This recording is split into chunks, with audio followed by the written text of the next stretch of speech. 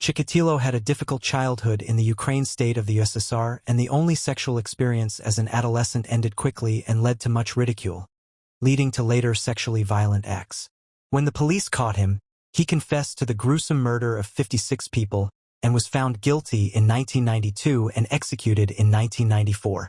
Andrei Romanovich Chikatilo was born on October 16, 1936, in Yabloknoy, a village in the heart of rural Ukraine in the USSR. During the 1930s, Ukraine was known as the breadbasket of the Soviet Union. Stalin's policies of agricultural collectivization caused widespread hardship and famine that decimated the population. At the time of Chikatilo's birth, the effects of the famine were still widely felt, and his early childhood was influenced by deprivation. The situation was made worse still when the USSR entered World War II against Germany, bringing sustained bombing raids on Ukraine. In addition to the external hardships, Chikatilo is believed to have suffered from hydrocephalus, water on the brain, at birth, which caused him genital urinary tract problems later in life, including bedwetting into his late adolescence and, later, the inability to sustain an erection, although he was able to ejaculate. His home life was disrupted by his father's conscription into the war against Germany, where he was captured, held prisoner, and then vilified by his countrymen for allowing himself to be captured, when he finally returned home.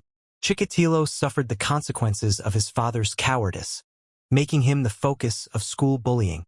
Painfully shy as a result of this, his only sexual experience during adolescence occurred, aged 15, when he is reported to have overpowered a young girl, ejaculating immediately during the brief struggle, for which he received even more ridicule. This humiliation colored all future sexual experiences and cemented his association of sex with violence. He failed his entrance exam to Moscow State University, and a spell of national service was followed by a move to Rodionovo-Nesvetevsky, a town near Rostov, in 1960, where he became a telephone engineer.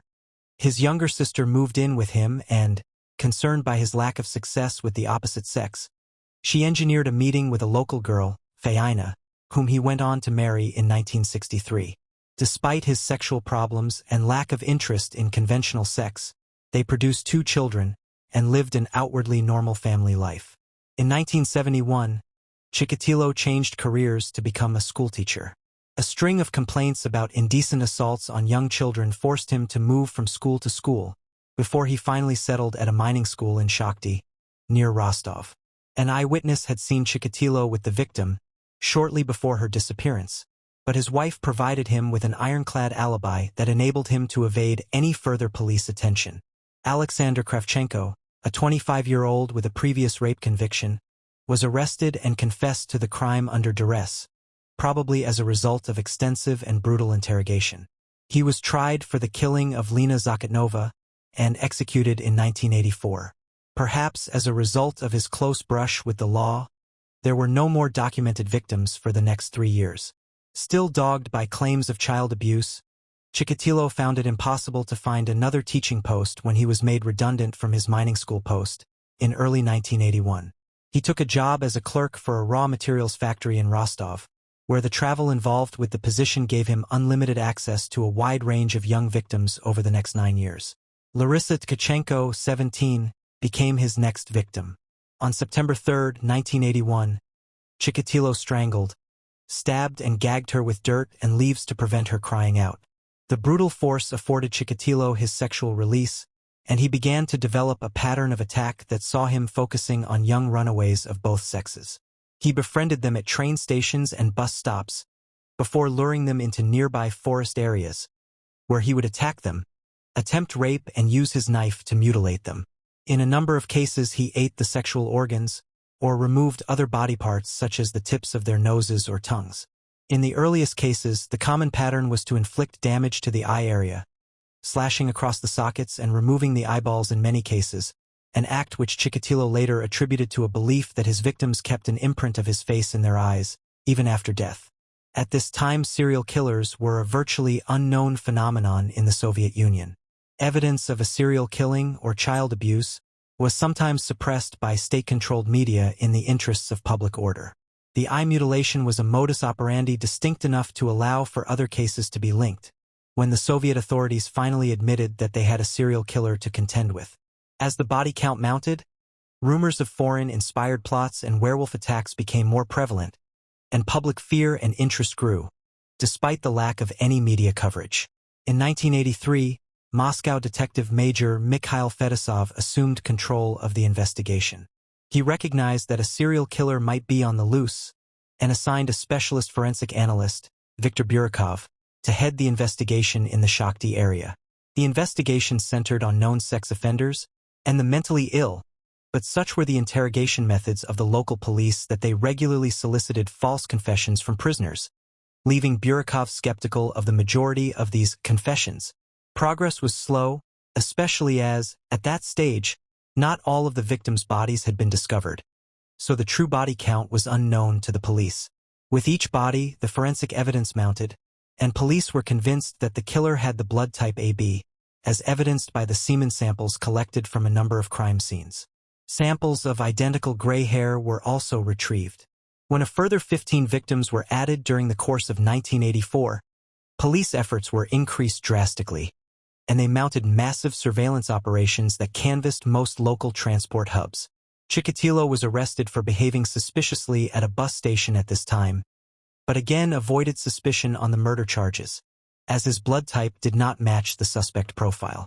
However, he was imprisoned for 3 months for a number of minor outstanding offenses. What was not realized at the time was that Chikatilo's actual blood type, type A, was different to the type found in his other bodily fluids, type AB, as he was a member of a minority group known as non-secretors, whose blood type cannot be inferred by anything other than a blood sample. As police only had a sample of semen, and not blood, from the crime scenes, Chikatilo was able to escape suspicion of murder. Today's sophisticated DNA techniques are not subject to the same fallibility. Following his release, Chikatilo found work as a traveling buyer for a train company based in Novocherkassk, and managed to keep a low profile until August 1985, when he murdered 2 women in separate incidents.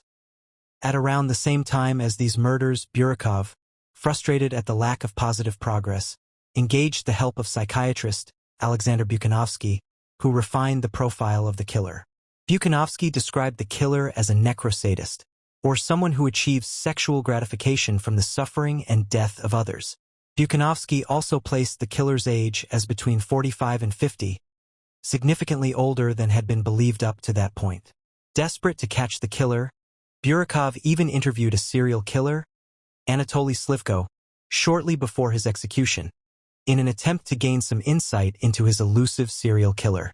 Coinciding with this attempt to understand the mind of the killer, attacks seemed to dry up, and police suspected that their target might have stopped killing, been incarcerated for other crimes, or died.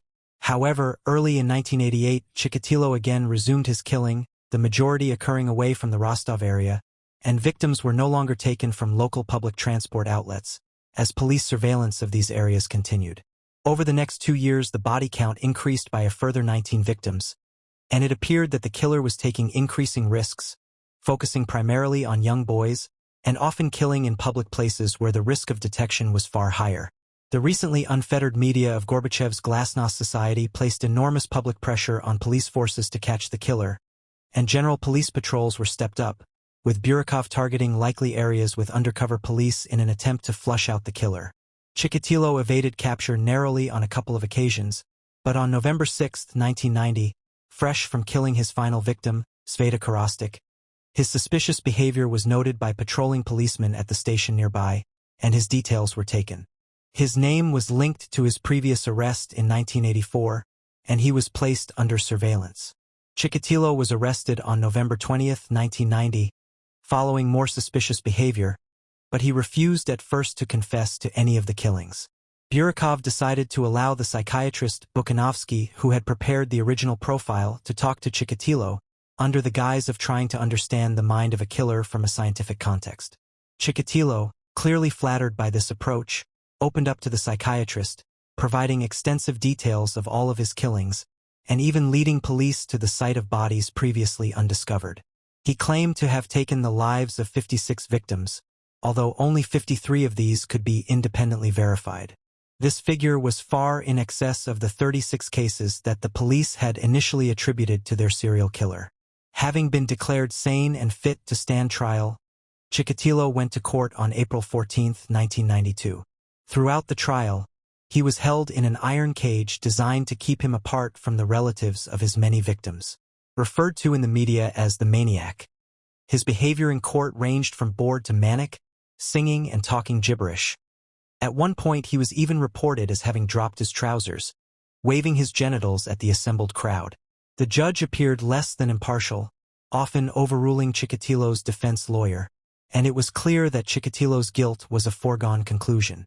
The trial lasted until August and, surprisingly, given the judge's bias, the verdict was not announced until 2 months later on October 15, 1992, when Chikatilo was found guilty on 52 of the 53 murder charges. He was sentenced to death for each of the murders. Chikatilo's appeal centered around the claim that the psychiatric evaluation which had found him fit to stand trial was biased, but this process was unsuccessful.